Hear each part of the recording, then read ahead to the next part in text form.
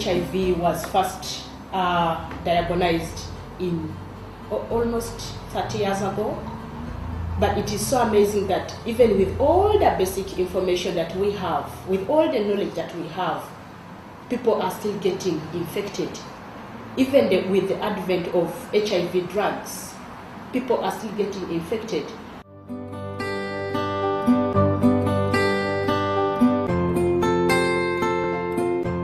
There is increasing need for Diaspora Women's Initiative to actually become an effective and efficient organization to give support to the women. The stories that I get from our outreach work indicate that there are some women who are struggling to get to terms with their HIV diagnosis, to the extent that they can even abandon the medication. But our intervention recently has saved a number of women, and they are back to medication and they are able to lead their lives. Diaspora has helped me, it supports me in so many ways. They help us with the child minding, they come to our houses, they give us so many advices. We meet with other people, knowing that we are not the only.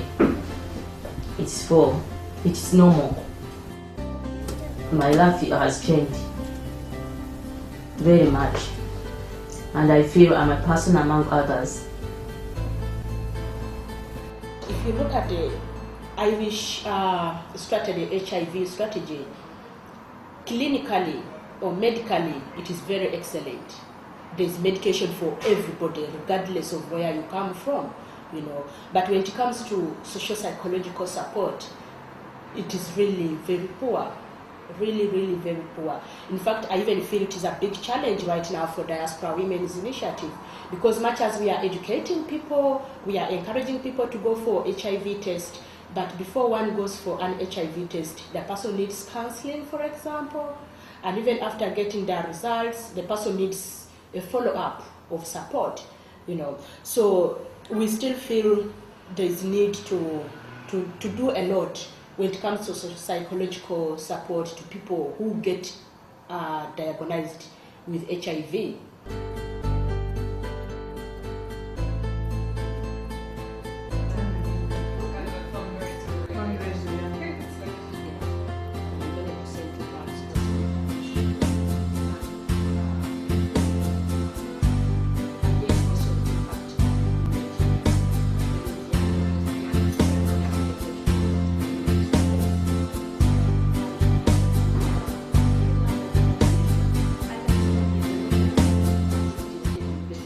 Try and facilitate if they would need counseling and psychotherapy, or they would want somebody to follow up on their diet, appointments with the hospital, and also just collective groups where women can sit down and share their common problem, which is that HIV.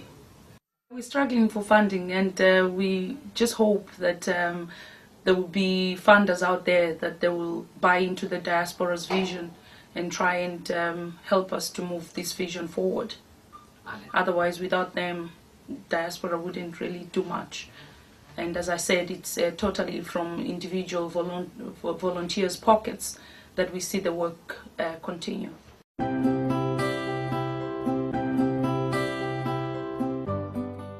There are times when you feel like you don't want to talk to anybody, you feel like to be on your own, it's difficult to wake up in the morning, you have to go to the clinics, and there are times when you feel like you want to talk to people who are in the same situation with you. It is a situation whereby it affects my kids. I've got teenagers, and fortunately for me, the teenagers, my kids, they're all negative. But the thing is, the impact and the stigma, it doesn't stay with the parents alone, because I didn't know that it was all over Facebook and all that stuff, that they are positive of as well. It was not nice.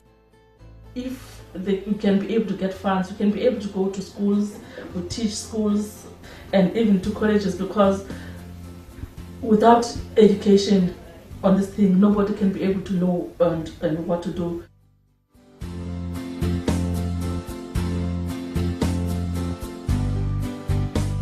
we are ready to talk to anybody who gets diagnosed with HIV. We can give the basic information, because really this is not a time of getting scared, but the best is to see how you can look after yourself, take care of yourself and protect others.